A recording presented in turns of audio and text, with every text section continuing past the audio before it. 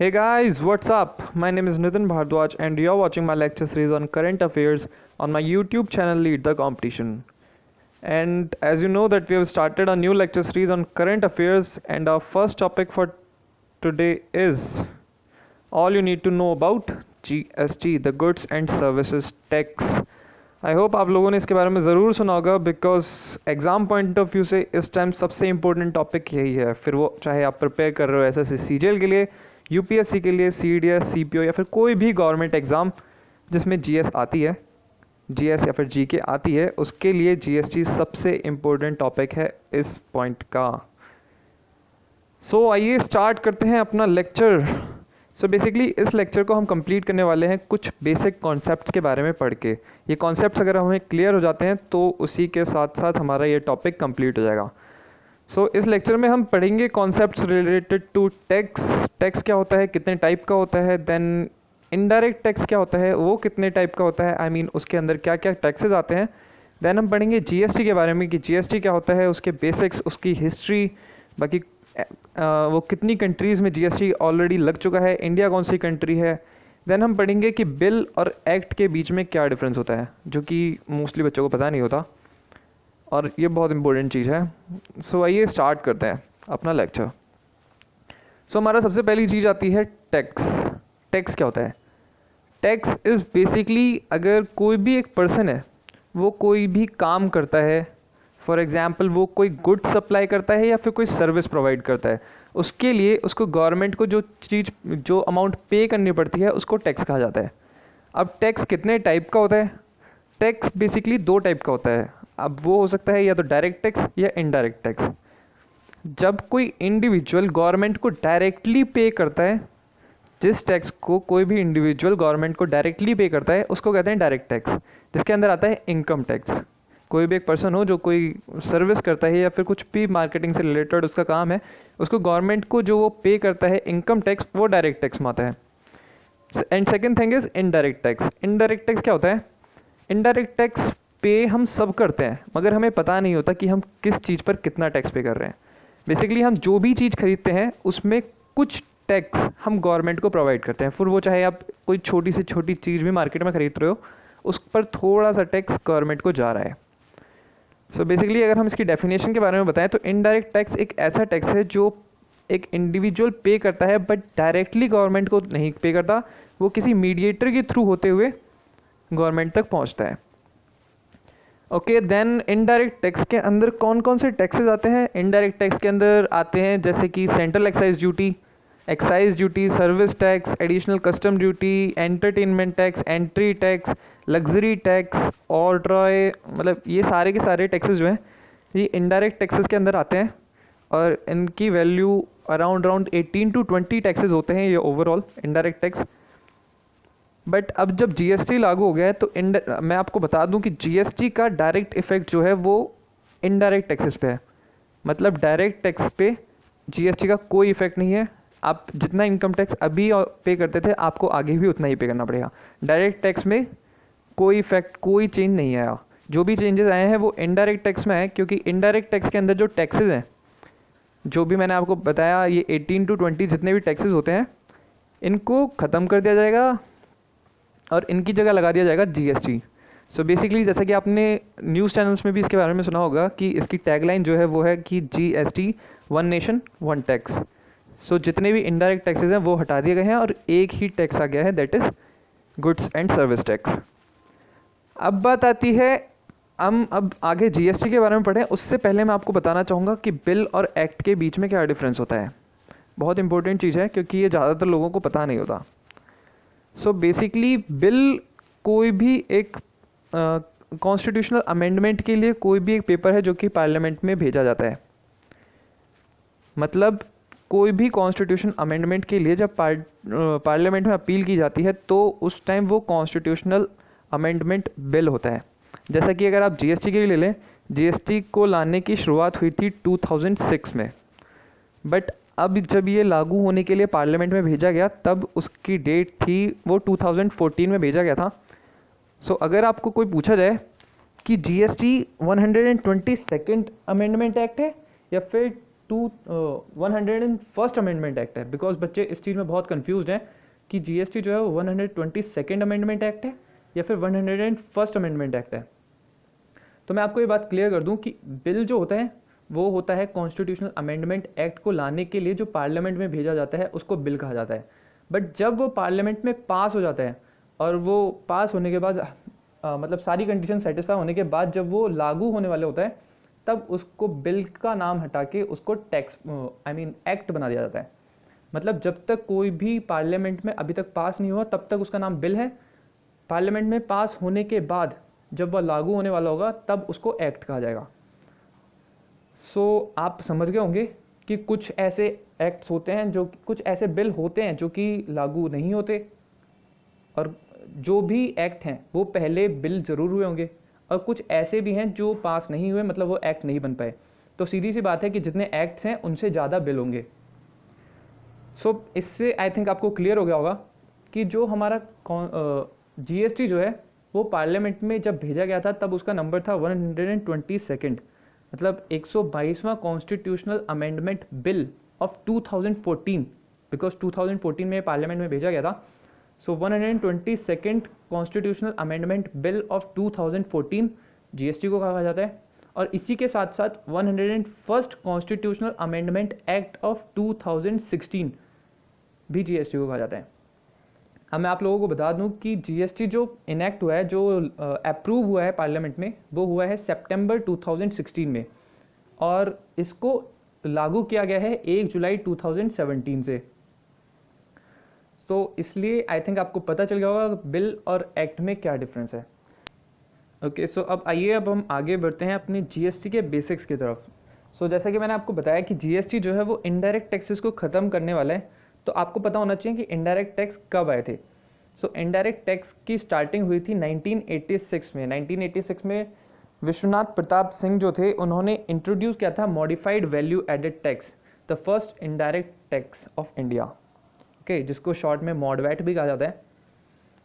Okay, then इसी के साथ साथ आगे जाते जाते और central excise duty, custom duty, service duty, additional custom duty, then entertainment tax, entry tax, ऐसे काफ़ी सारे एक्ट मतलब टैक्सेस आए इनडायरेक्ट टैक्सेस के अंदर, जिनकी वजह से अराउंड अब 18 to 20 इनडायरेक्ट टैक्सेस हैं जिनको हटा दिया जाने वाला है।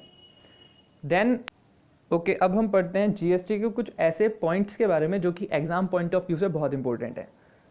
सबसे पहले आपको पता होना चाहिए कि जीएसटी, जैसा कि मैंने आपको बताया कि 122nd constitutional amendment bill of 2014 है, बिकॉज 2014 में इसको पार्लियामेंट में पेश किया गया था। देन सेकेंड थिंग मैंने आपको बताया कि ये 101st constitutional amendment act of 2016 है, बिकॉज सितंबर 2016 में ये पास हो गया तो ये एक्ट बन गया। देन थर्ड थिंग, इसका हेडक्वार्टर न्यू दिल्ली में बनाया जाएगा। फोर्थ थिंग, जैसा कि आप देख सकते हो कि जीएसटी जो है वो एक टैक्स है मतलब मनी से रिलेटेड है, मनी मीन्स फाइनेंस से रिलेटेड है। तो इसके लिए एक कमेटी बनाई गई है जिसको बोला गया है जीएसटी की काउंसिल। जीएसटी काउंसिल एक बहुत इंपॉर्टेंट टॉपिक है। जीएसटी काउंसिल में क्या है कि जो भी स्टेट लेजिस्लेचर हैं उसमें जितने भी मिनिस्टर्स हैं वो जीएसटी काउंसिल के मेंबर्स होंगे, सारे स्टेट लेजिस्लेचर के मेंबर्स। दूसरी चीज़, इसके जो चेयरमैन होंगे वो होंगे इंडिया के finance minister, union finance minister mister Arun Jaitley, वो जीएसटी काउंसिल के चेयरमैन होंगे। थर्ड थिंग, जीएसटी काउंसिल की फॉर्मेशन कौन से आर्टिकल पर हुई है। जीएसटी के लिए आर्टिकल रखा गया है 279A। इस आर्टिकल के बेसिस पे जीएसटी काउंसिल को बनाया गया है, उसको स्टैब्लिश किया गया है। देन अगली चीज़ आपको पता होनी चाहिए कि ऐसा कौन सा पहला स्टेट है जिसने इस चीज़ को अप्रूव किया कि जीएसटी को लागू करना चाहिए। तो उस स्टेट का नाम है असम। इंडिया का असम जो है वो पहला स्टेट है जिसने जीएसटी काउंसिल को अप्रूव किया। ओके, देन आपको पता होना चाहिए कि जीएसटी को पास करने के लिए पार्लियामेंट में क्या प्रोसीजर फॉलो करना पड़ता है। जैसा कि आपको पता होगा ये मनी बिल है।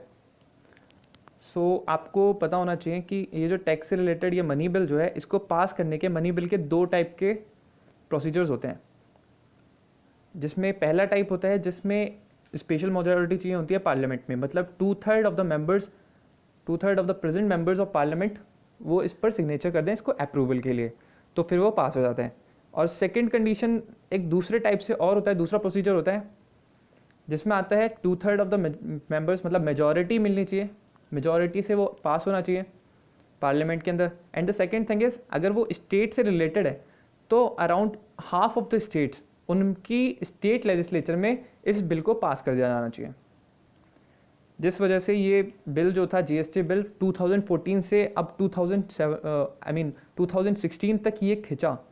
ये इसीलिए हुआ क्योंकि स्टेट लेजिस्लेचर में इसको पास नहीं किया जा रहा था, मतलब half of the state legislature में ये पास नहीं हुआ, जिस वजह से इसको इतना टाइम लग गया पास होने में। ओके देन, जैसा कि आप समझ सकते हो कि ये वाला, इससे आपको पता चल जाएगा कि ये सेकंड वाली कंडीशन है जीएसटी के लिए, क्योंकि ये पहले पार्लियामेंट में तो ये स्टार्टिंग में 2014 में ही पास हो गया था, बट इसको state legislature, half of the state legislature में पास होने के लिए इसको 2016 तक का टाइम लग गया, और अब 1 जुलाई 2017 में ये लागू कर दिया गया। Okay, that's all about the basics of GST. Then ऐसी कितनी कंट्रीज़ हैं जिनमें जीएसटी लागू हो चुका है? तो ऐसी अराउंड 160 कंट्रीज़ हैं जिनमें ऑलरेडी जीएसटी चल रहा है। और जीएसटी जब हमने वहाँ की कंडीशंस देखी तो हमें पता लगा कि वो कंट्री जो है वो पहले से ज़्यादा डेवलप हो चुकी हैं, वो कंट्रीज़ अब डेवलपिंग बन चुकी हैं और उनके अंदर पहले से ज़्यादा डेवलपमेंट हो चुकी है। तो आप इससे अनुमान लगा सकते हो कि जीएसटी को लाने का मकसद क्या था इंडिया में, ताकि इंडिया की इकोनॉमी, इंडिया की ग्रोथ अच्छी हो। देन बात आती है जीएसटी के टैक्स रेट्स के बारे में। अब एक्चुअली ऐसा होता है कि हर एक मटेरियल पे इस मोमेंट पे अभी तक हर एक चीज़ पर अलग अलग टैक्स रेट्स थे। किसी चीज़ पर ज़्यादा टैक्स था, किसी चीज़ पे कम टैक्स था, आपको कोई नॉलेज नहीं थी।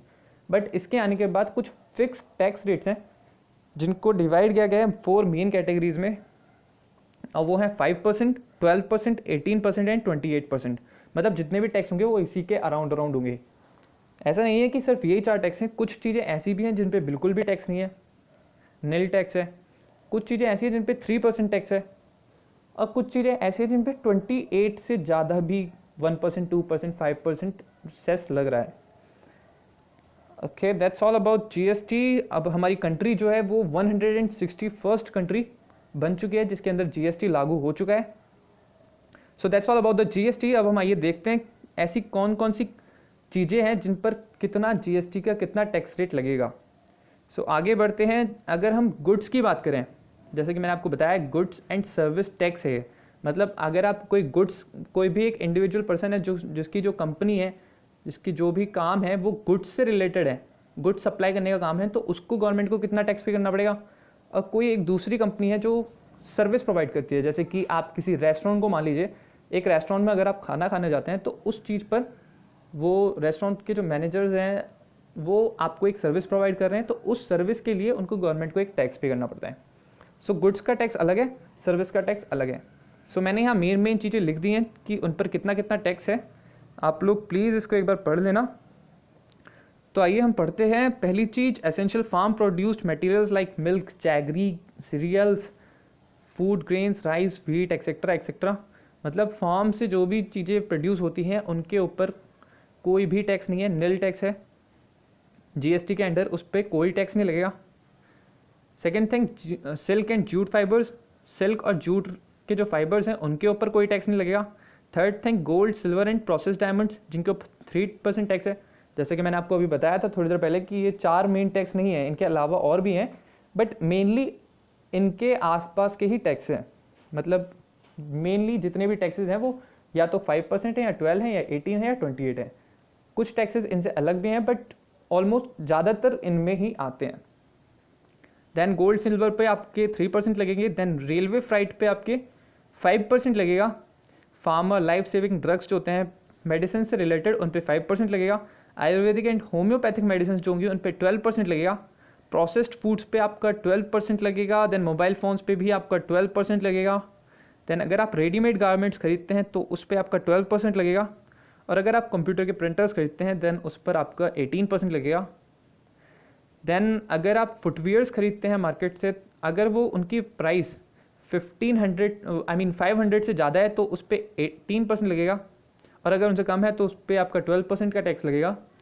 देन एलपीजी के stoves, military weapons, electronic toys, इन सब चीज़ों पे आपका 18% लगेगा। देन अगर आप बेकरी में जाते हैं, वहाँ पे पेस्ट्री, आइसक्रीम, केक्स, पास्ता अगर कुछ खरीदते हैं तो फिर उस पर आपका 18% टैक्स लगता है। Then man made fibres and yarns जो हैं उन पर 18% टैक्स लगेगा। सीमेंट पे आपका 28% टैक्स लगेगा। देन अगर आप पिस्टल खरीदते हैं, रिवॉल्वर, परफ्यूम्स, इन सब चीज़ों पे आपका 28% टैक्स लगेगा। देन चॉकलेट, च्युइंगम्स पे भी आपका 28% टैक्स लगेगा।